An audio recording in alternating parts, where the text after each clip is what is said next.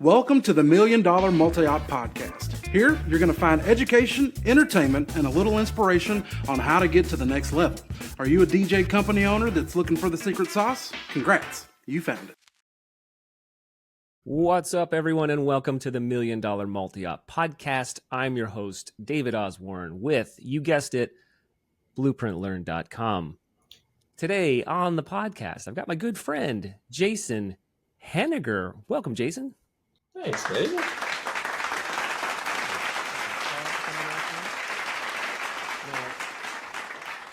were just talking about this before we pushed record, but I'm in my new office. I've been working on this office for a while now. I moved into this house back in August, maybe, and it's little by little, but if you're a YouTube watcher, you get to see something that to my left, maybe you're right, depending on how the camera works. I've got my Christmas tree up. Feeling festive. Don't know when you're listening or watching, but Christmas cheer is year round. Right, Jason? That's right. That's right. Jason, you got a really nice background to your shot as well. It says Kentucky Pro back there. Tell us a little bit about Kentucky Pro and where you're located. Yeah, man, I am in Richmond, Kentucky is where I live, which is about 20 miles south of Lexington. So we're central Kentucky. Kentucky Pro DJ. I actually started the company in 2009. Ooh. Yeah, not with zero idea of becoming a multi-op, but that progressed fairly quickly, and went full time with the company in 2014. Ooh, we're similar-ish. I started my solo op journey in 2008, went full time in 2017. So, what did you do before you went full time? Oh, a lot of different things. But the last position, well, let's see. I was a health inspector. So that was fun. I did that for about a year where we did food inspections and swimming pool inspections and nuisance calls around the city. And then I left that job and got a job at the Bluegrass Army Depot in Richmond. And I worked for a company that is getting rid of all the nerve gas in Kentucky. That is a speckled past. Yes, sir. I like it. And, our paths have crossed a lot of times. I think I first met you maybe in 2018, 2019. And we were, I think maybe it was the Monday morning DJ group that we were in. Right. And then, of course, cross paths. And now I was, again, we were talking about this before we recorded. I think out of all the podcast guests we've ever had, I think I talk to you regularly more than anyone else, except for probably Ian. But Ian also, works here in Athens. But we talk all the time. We're good friends. And fun fact for you listeners, that the very first podcast was not, in fact, Josh Staley. It was, in fact, the test podcast with the one and only Jason Henninger. You remember that? Yes, sir. Absolutely. And that marks, how many podcasts does that make for you now? If we count that one, this will be 2. And I am thrilled to bring what makes Jason Henninger special out to the airwaves, because what I know about Jason, and Jason is likely not going to share about himself, is that he is excellent at connecting with people and excellent with building relationships. And one of the, I think, when I say I talk to Jason a lot, there's a lot of people that talk to Jason a lot. Right? But like, Jason is really well connected and kind of has different people in his life that represent different areas of strengths. And I think you got your own board of directors across the country, right? Absolutely. That's the way to do it. Yeah. If you ever have a question or need help, you can't lean on just one person. That's right.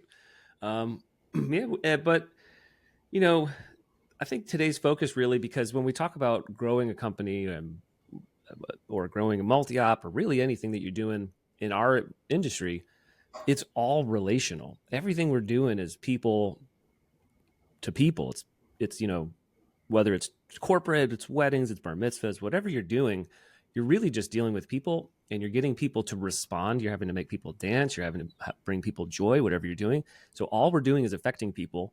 And so much of the success of that and growing a company doesn't happen at the event itself. It happens midweek. It happens, in the emails, it happens in the phone calls, it happens in the networking, and that's kind of what we want to focus on today. And let's just kind of dive in. And those early days you said was what, 2014 when you started thinking about going full time, right? 2014 is when I personally went full time. Yes. Okay, but you were still solo then, right? No, actually, about 2013 is when I started bringing people on. Ooh, who was that first person? His name was Sam. Yeah, Sam was coming on. Now, when you started building these new relationships, these new DJs for the team, how did you approach finding them or building the relationships or getting them on the team? Or, I mean, it's a super open-ended question, but like kind of take me through, like, how did you start building that?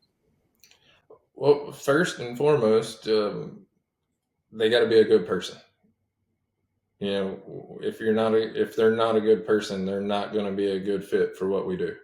Right. They got to enjoy life, smile, respect people, and want to help people.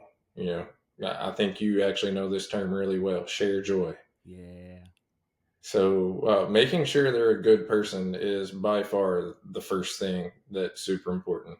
And by being a good person, that also means that you're going to be respectful, you're going to be on time, and you're going to treat others the way you want to be treated. I think that's probably the most important thing that you can do when you start to hire people is look for people that are like-minded like you and also a really good person, and which leads to dependability as well.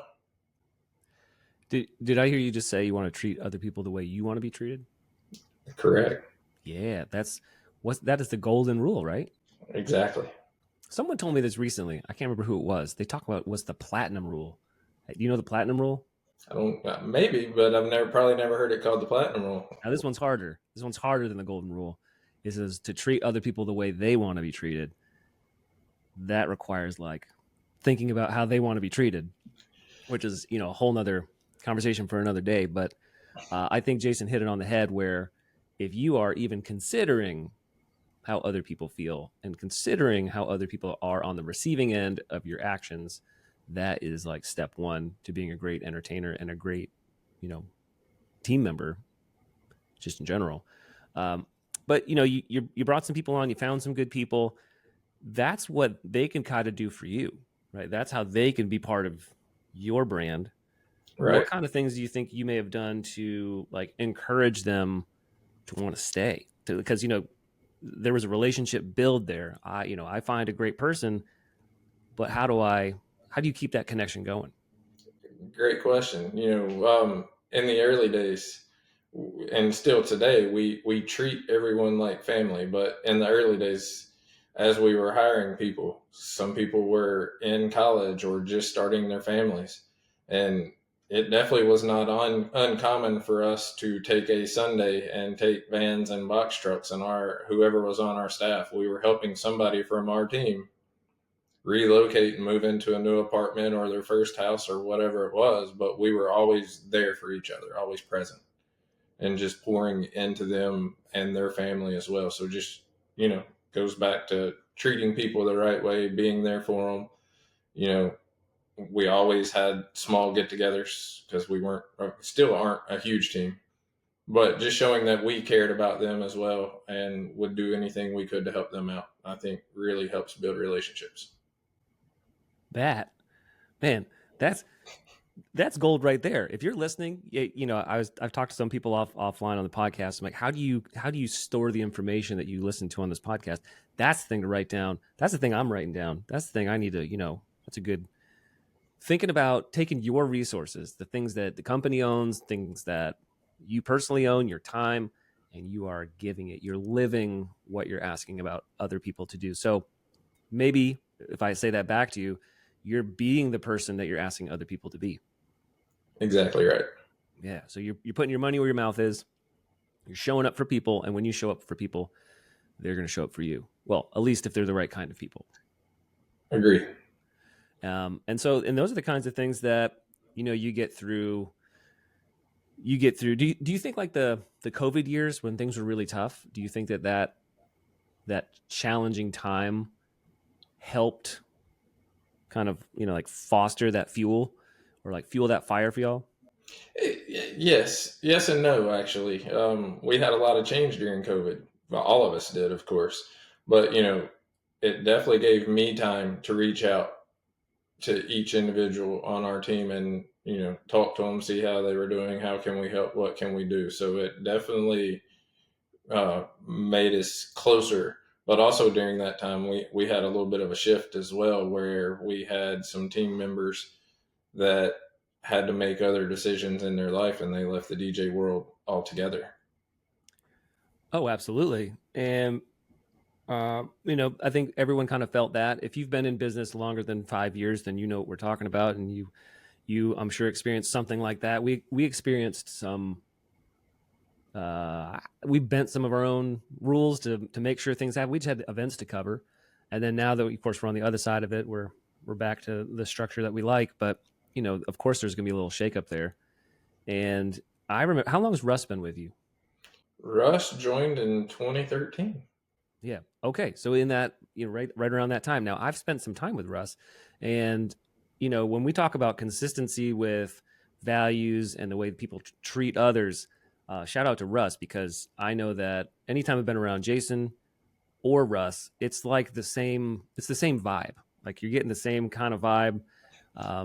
And then even your competitors, people that are in your market, that like Kenny, people that are around you, all speak so highly of your team consistently. Like you've done a great job to build a brand of people that approach relationships the same way. Agree. And it all goes back to practice what you preach. If you say you're going to show up, show up. Stay true to your word and just do what you say you're going to do, and do it with a smile. That goes so far in life. It's amazing how many listeners on this podcast don't live in the South. When I say the South, respectfully, again, I'm speaking to the greater audience here. When I refer to the South, I'm referring to the deep South. I'm referring to the Southeast United States. I'm not referring to Arizona. I'm not referring to New Mexico. I'm referring to Tennessee, Kentucky, Alabama, Mississippi, South Carolina, North Carolina, North Florida. South Florida is a whole different animal. Let's be real. Kentucky, right? We might include Arkansas in there. John Simmons will talk to you about that, but like that Southern culture that you don't experience anywhere else in the country is also ingrained in the way that we do business. And I know it's true, because you are as much Kentucky gentleman when it comes to your business practices as I would ever imagine would be like if I went to Kentucky and tried to hire a business to do something. I mean, do you feel that vibe from other like Southern business owners? Absolutely. It's wild that, and Kentucky, we're kind of the mutt. Are we really in the South? But we live like we're in the South, regardless of where we're at on the map. But yes, we talk slower. We listen. We're not in a major rush. Like we take the time to have the conversation. I don't feel like that happens everywhere else. Like No. people seem to be in a much bigger hurry in other parts of the world than we are, for sure.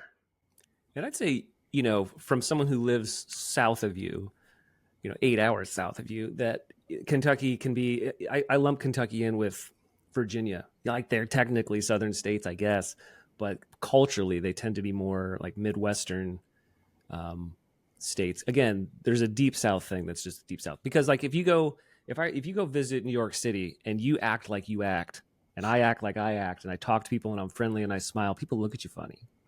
And they're like, that's not how we do things here. Or if and it's always weird to me because it comes off for so many other people as being unkind or well, I guess what I'm saying is kind looks different in different places of the country. Oh yeah, like when we went for spring break, we took our daughter to New York, and Mandy was telling Addison, "You've played Red Rover before, right? Get ready, because we're going to play it all week." Yeah. But people don't look twice. There's so much crazy stuff happening on the streets there, and but things that are normal on the Jersey Shore, things are normal in West Texas, things that are normal in the Pacific Northwest is your normal. And I think you have to understand and be aware of your brand and how it fits geographically and how you recruit people. If you ever had someone that wasn't from your area that came in to do an event for you, or if you flew someone in to do an event for you, you got to understand where people are from do make a difference with their relational ability, because what they consider normal is not what you might consider to be normal or what's culturally normal for your area. Exactly right. So let's talk about, okay, so we're talking about some internal relationships. You're showing up for your people. Your people showing up for you. You've done a good job finding people that resonate with your values and your mission and that sort of thing.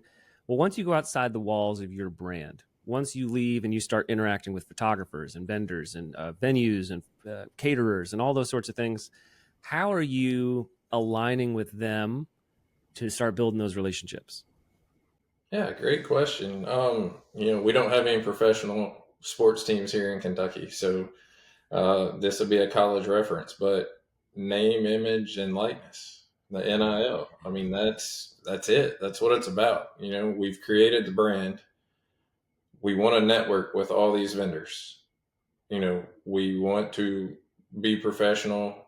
We want to smile. We want to have real relationships with them, real conversations, and be likable. People know how to be likable. It's something that you can do. So make sure that when you are going to these network events that your head's right. You're going in knowing that you want to meet these people and you want to have a positive impact in their life. And if you treat them with respect and just talk to them, we've all been told how to build relationships, but actually doing it and taking the time to be present and talk to people. If you say you're going to follow up with them, follow up with them. If you're working with them at events, call them by their name, respect them, try to help them make their job as easy as possible. I mean, as a DJ, we have so many opportunities at these events to help all the other vendors. And it could be something as simple as checking in with them before you ever make an announcement, just to make sure that they're ready. But you know how many vendors I talk to that say, thank you so much for taking the time to ask us before you make an announcement or let us know what's coming up. That's not hard. Because that is not the norm. It's not the norm at all. It's Right. interesting you say that. First of all, the NIL, I'm stealing that. That's great. That is great. I live my life thinking about NIL, living in Athens, Georgia, and how much money Carson Beck makes when he should. Should he be making that much money? Should he be driving that kind of car when he's 21 years old? What a time in college sports, right? It's like all these players sacrificed so much, never got paid a dime, and then when they decided to allow it, there were no rules. Yeah, then Carson's driving around Athens, Georgia in a Maserati or whatever he's doing, and you're like, all right, complete some more passes, buddy. You're like, okay. No, yeah, name, image, and likeness. You said it right. You've got a brand, but there's technique, there's theory, and then there's application. And I'd say like the key ingredient or the key difference between, okay, I know how to network. Why isn't it not working versus what is Jason doing that's working so well is that you care enough to prioritize building those relationships. It's important to you. And because you prioritize your time and those relationships, you're putting that in front of other things that other people put in front of relationships. Again, could be a Southern thing, maybe. But you got to care. You got to care enough to want to connect with people on a deeper level. So, go to a networking event. If your mind says, hey, I go to a networking event, I am here to just talk about relationships that help me charge more money, make more sales, whatever it might be, you're going to get some of that. But to really get that raving fan energy from the people, you got to connect on a personal level. 100%. I mean, talk to them more than treat them like a person and talk to them more than just about business. Find out what their hobbies are, find out what their kids' ages are and what they're into, things like that, because we all have families outside of it, and your true friends, more than what their job is, right? Yep. So knowing that stuff and just being able to communicate on that level with them helps so much. How do you keep up with it though? Because you're meeting lots of people. You want to stay top of mind. And I mean, you have a lot of relationships with a lot of people. Right. How do you keep organized to be like, oh, I haven't talked to this person in a while, or yeah, how are you doing that? Well, that's always the challenge because there's certain times that you're going to be, oh man, I haven't talked to them in a while. Everybody gets busy, but you know, honestly, the people that you care about, you figure out a way to reach out to them. So Mm. there are apps that you could use. One of them has been shared with me, Dex. Ooh, that's a good one. That is one that can really be beneficial. Um, but also, I mean, you can even keep a spreadsheet. It can be that simple. You don't have to spend money, or literally on a day that you're slow, create time and just look at your contacts list. Who have you not talked to? That even if it's a friend from college or a friend from high school, maintaining relationships is so vital. Yeah. Um, plus one on Dex. I just got my yearly renewal receipt like 2 days ago for Dex. So like this is so top of mind that you're talking about it. And if you're listening and you want to check it out, it's Get Dex Dex. I think that's getdex.com. Because if you just search Dex, you could be in a real weird place. But GetDex is great. So what it does is like you can put all your contacts in it. You can put information about people. It's like a CRM, but for your personal life. And then you can put a cadence on there. You can put, hey, I want to check in with this person every 2 weeks, every month, every 1 week. You can integrate with their LinkedIn. It's pretty cool. If it works for you, it works for you. I like it. It keeps me. I forget things that aren't in front of my face. I forget about. So stuff like that's very helpful. But you said it. If you wanted to, you would. If you 100%. wanted to, you would. If you care enough about it, you'll take some action on it. And what kind of where are you meeting these folks? So like you're going. Do you have like a WIPA or a NACE near you? So I just learned that there's a WIPA in Greater Cincinnati. Okay. So we are looking at joining currently, but no, we actually have a local wedding industry networking. It's called WIN, and How do you in spell it? Lexington, huh? How do you? WIN, Wedding Oh, Industry win. Network. Oh yeah, I WIN. thought they said win like All I do is WAT. no. All I do is win. It was so So sometimes the Kentucky makes it sound like win. yeah, Sometimes sometimes it's just be like that. Hey, we started a wedding networking group here in Athens some months ago, and I think it's still in its infancy stages, but um, it was one of those kind of things. Like we don't live close enough to Atlanta to really participate in WIPA or NACE. We could, but it's just not really our market. So we started our Athens wedding experience, and yeah, you gotta if you can't be on someone's stage, you got to build your own, right? So if you can't be in the so room, you got to get your own. do you What? call it all? Oh, do we have an aw sound effect? Maybe we might. Um, But yeah, just any type of event that people are gathering at, be there, be present. You can try to create your own. With our group, it meets usually about 4 times a year. okay, it's So not too bad. and if you're going to do that, be intentional about it. Block it off and know that you're going to be there and you want to be present the whole time. And do you have any? Do you have any like? You meet someone new, you're at a networking event, then you want to follow up with them. Do you have a preferred medium? Are you like a phone call? Are you a virtual call? Are you a go to lunch kind of person? What is your strategy on like the actual next step? Yeah, I the next step for me, I like a phone call better than an email or text message, just for a quick chat, and then try to schedule a lunch. Because if you can schedule that lunch and sit down, that's when you can actually have some one-on-one time and truly learn more about them, and you don't feel rushed. Mm. I think we got some plans to do some more of that ourselves in the new year, but It takes some time. You got to create some time in your calendar for sure, and you don't want to bite off more than you can chew. Like when you're at these networking events, it's your goal is not to make 10 new friends at each one. Like you would almost kill yourself if you're going to truly build a relationship. You can't meet 10 people on one night and schedule 10 lunches over the next 2 weeks and expect that to happen. What do you think? 1 to 3? Exactly. 1 to 3. One new friend. I got my new friend for my new networking event. Win in Rome. Make a new friend. Absolutely. And then the other thing we do, we actually, at these events, I invite our team. And I want our team there as well because they are meeting different vendors and photographers, venues, and I want them to continue to build their relationships as well with each and every person that they can.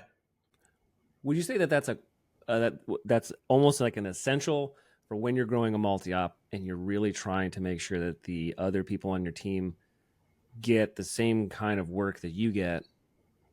They got to be there to build those relationships themselves. 100%. It helps so much. Like there's a couple planners that we work with that still hasn't met everyone on our team, and we will get an email and it'll say, hey, I want is such and such and such and such available. No offense to the other guys, we just haven't met them or worked with them yet. Yes, that's like drive that point home. That is, people do business with people they know, like, and trust. If they don't know you, they don't even know if they like you, and they definitely don't trust you. So you got to get out there, and they got to get out there too. I mean, and I'm talking like if you're trying to do higher end business, if you've got a factory style multi-op, like I talk about, like our budget brand, we don't have all of our DJs going to meet everybody all the time. That just doesn't make good business sense for that brand, because it's like a lower end, budget friendly brand. It matches the expectation of the clientele. But if you're looking to do bigger, more expensive work and really maximize your profitability and like drive that revenue, people got to know people. Exactly right. And, the more that the planners know them, the more that the venues know them, it's only going to get them more referral business. Because I love it when a venue sends a future bride to us and they're like, hey, they said Russ or Matt was just here and they did a phenomenal job. That's what I want as the owner. I want the other vendors pushing our team out. Yeah, absolutely. And how do you when you're doing this, you've got your team out there, you're networking, you're building relationships. There's this line though, you can take someone out to lunch, you can do all the networky things, but there's a line where it kind of goes from being a professional thing only to maybe becoming like an actual friendship. Kind of how do you balance that, being professional, friendship? How do you kind of toe that line in between? Honestly, I treat everybody the same. Yeah, there's that answer. I mean, that's what it is. Like the whole goal is friendship. Yeah, professional is great, but you should always be professional, always be on brand, always have a smile, but build that friendship. That friendship is where the value's at. So are you saying you like the term friender? I did not say that I like that term, but if that's your goal, David, you go be a friender. It's not my goal. It's not my goal at all. Is that gonna be the name of this podcast? How to be the best friender possible? No, it's not. I can tell you it will not be. Okay, so as you look ahead, as you're gonna keep growing Kentucky Pro, do you have any plans? I mean, I kind of am anticipating. I think I may know how you're going to answer this, but do you have any plans for how you think you might evolve your relationships and kind of leverage that brand and trust, as your team grows? Great question. We're always it's funny that there's times that I'm like, I like it where we're at. I like the size we're at. I don't want to grow. I'm comfortable. But as a business owner, we also all know that when you're comfortable, you're not growing, you're not pushing yourself. Others are probably catching up, and you're not being the best version of you or your company that you can be. So, we're always looking to expand, and we have some things on the horizon that we're working through now that I'm super excited about as we try to extend out and grow. And like I said, it all still comes back to being good people. Like, without good people, it's not going to happen. So finding the right people in the right place is what's most important to do that. It's that core value fit, and it's also kind of pushing yourself, is what I hear you saying, to get out of your comfort zone.